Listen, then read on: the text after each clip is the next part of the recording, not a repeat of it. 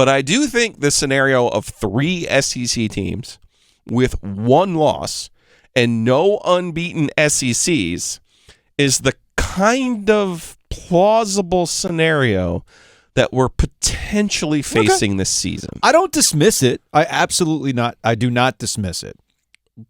So let's entertain the conversation. Okay. Alabama runs the table, gets to the SEC championship game at 11-1, and then beats Georgia in the championship game. Now you have 12-1 Alabama, SEC champion. Yeah. You have 12-1 Georgia with a win over Tennessee, and you have 11-1 Tennessee with that win over SEC champion Alabama. All 3 get in. The issue I have is how do you differentiate at that point? Because they would literally have the same group record. Mm-hmm. They would all be 1-1 against each other. Mm-hmm. Alabama doesn't have anything great out of the league. They beat Texas. Mm-hmm. Georgia has a win over Oregon, who could go on to win the Pac-12. They could. Mm-hmm.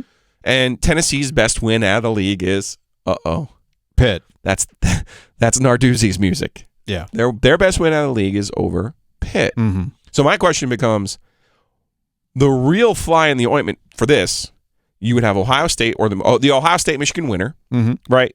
Unbeaten, Big Ten champion. Clemson. Unbeaten Conference ACC champion. Yes. Do you really think the committee is equipped to parse those 3 1-loss SEC teams? They are not equipped. They are not equipped. And I'll tell you why. The rating came in for that Tennessee-Alabama game on CBS, by the way. Mm-hmm. This is going to be fascinating to see what happens to CBS's ratings when they have Punt Fest 24. Oh, man. With Iowa and Wisconsin. Iowa, Wisconsin, let's go.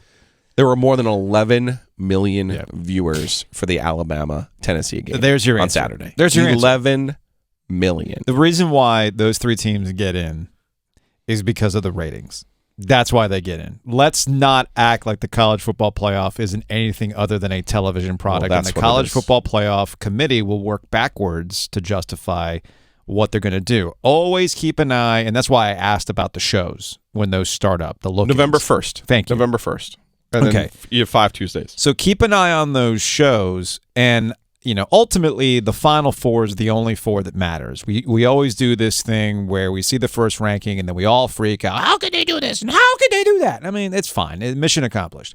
I'm not focused on what they're doing with the 4.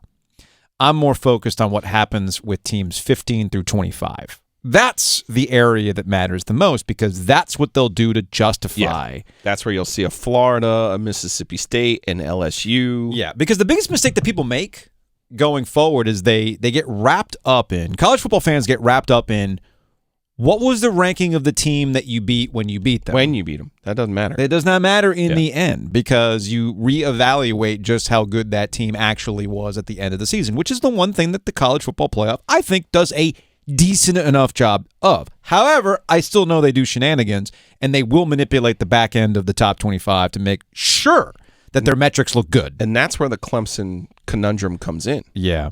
Because right now they're beating top 25 ACC teams. I do think that Wake Forest will be in the top 25 by the end of the season. Mm-hmm. If they end up playing Carolina in the ACC championship game, I would assume Carolina is 9-3, 10-2. They'll be in the top 25. Who else is going to be in the top 25, though, from Clemson's schedule? That's because Notre Dame, remember, they didn't play the SEC normal. They usually play a big team from the SEC out of the conference early in the season.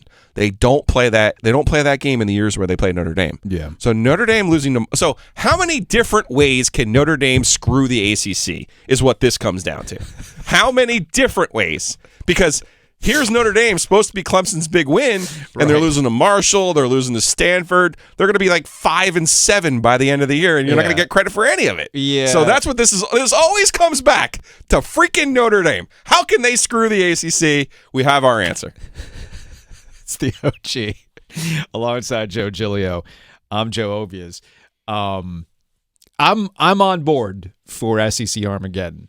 However, we know better, right? You know, something usually pops up. Something weird's going to happen. Watch Tennessee lose to Kentucky or Missouri. I mean, Ole Miss is the wild card in there too. Yeah, that's the case too. Also, what about Alabama would tell you that they're also going to go the rest of the way without another loss? Georgia's the only team in this group you trust that I go, I'll put money on that. Yeah. Alabama's been flirting with this, man. Flirting. And it finally got him. And Tennessee, they could easily have a letdown, man. Because if you look at how Tennessee's gone about this, have they looked like an overwhelmingly good, like, great team? No. They hammered LSU, but that was it. Well, I mean. No, LSU's got talent. They have talent. Coaching, though. I hear you. Coaching. That's ultimately what matters. Oh, in that scenario of the three, let's play it out. The three teams that get in, the SEC teams that get in, because I can justify it. You know Clemson's not getting in, right? Right. Ohio State or the Big Ten champion would. Yes. Ohio State, Michigan, unbeaten. Yeah. It's a wrap. Yep. The question is, lol, because Ohio State had the win over Notre Dame. I know, right? Another way where Notre Dame is screwing the ACC. So here's the thing, though. If this happens, Oh, the playoffs change tomorrow.